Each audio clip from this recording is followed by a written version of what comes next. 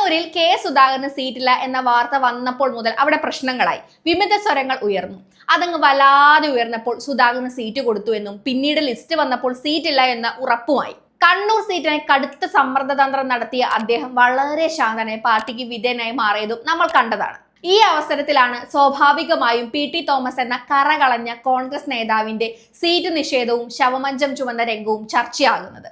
പരിസ്ഥിതി സ്നേഹിയായ പി.ടി. ശക്തമായ പിന്തുണയാണ് മാധവ് ഗാഡ്ഗിൽ റിപ്പോർട്ടിന് നൽകിയത്. ഗാഡ്ഗിൽ റിപ്പോർട്ട് ഇടുക്കി രൂപതയുടെയും ചില രാഷ്ട്രീയ ഗ്രൂപ്പുകളുടെയും നിലപാടുകൾക്ക് വിരുദ്ധവുമായിരുന്നു. പക്ഷേ പി.ടി. തോമസ് പരിസ്ഥിതിക്ക് വേണ്ടിയാണ് നിലകൊണ്ടത്. പി.ടി. തോമസിന്റെ അഭിപ്രായ പ്രകടനങ്ങൾ പലപ്പോഴും ഇടുക്കിയിലെ പ്രാദേശിക രാഷ്ട്രീയ മത നേതൃത്വത്തിന് അസ്വാരസ്യങ്ങൾക്ക് കാരണവുമായിരുന്നു. മാധവ് ഗാഡ്ഗിൽ സമിതിയുടെ പരിസ്ഥിതി റിപ്പോർട്ട് സംബന്ധിച്ച് ഒട്ടേറെ വിയോജിപ്പുകളാണ് ഉണ്ടായത്. കോൺഗ്രസ് അടക്കം വിവിധ രാഷ്ട്രീയ കക്ഷികൾ ഇതിനെതിരെ ശക്തമായ നിലപാടെടുത്തു.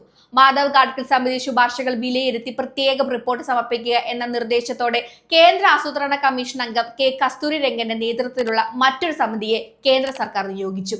ഗാഡ്ഗിൽ സമിതി ശുപാർശകളെ തത്വത്തിൽ അംഗീകരിക്കുന്ന നിലപാടാണ് കസ്തൂരി രംഗൻ സമിതി മുന്നോട്ട് വെച്ചത്.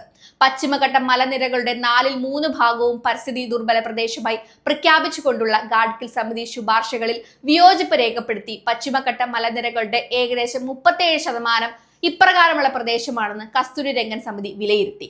പശ്ചിമഘട്ട മലനിരകളുടെ ഗാഡ്ഗിൽ റിപ്പോർട്ട് അല്പം മയപ്പെടുത്തിയെങ്കിലും പി.ടി. മയപ്പെട്ടില്ല. മാധവ് ഗാഡ്ഗിൽ സമിതിയുടെ പരിസ്ഥിതി റിപ്പോർട്ട് അംഗീകരിക്കണമെന്ന് പരസ്യമായി പറഞ്ഞ പി.ടി. തോമസ് കസ്തൂരി രംഗൻ റിപ്പോർട്ടിനെ അംഗീകരിച്ചിരുന്നില്ല. അതേസമയം പരിസ്ഥിതിയെ സംരക്ഷിക്കാനുള്ള ഗാഡ്ഗിൽ നിർദ്ദേശങ്ങളെ കോൺഗ്രസ് അടക്കം മുഖ്യധാര പാർട്ടികൾ സൗകര്യപൂർവ്വം അവഗണിച്ച് കസ്തൂരി രംഗൻ റിപ്പോർട്ടിനെ അംഗീകരിച്ചത് കേരള ചരിത്രത്തിലെ ഏടാണ്.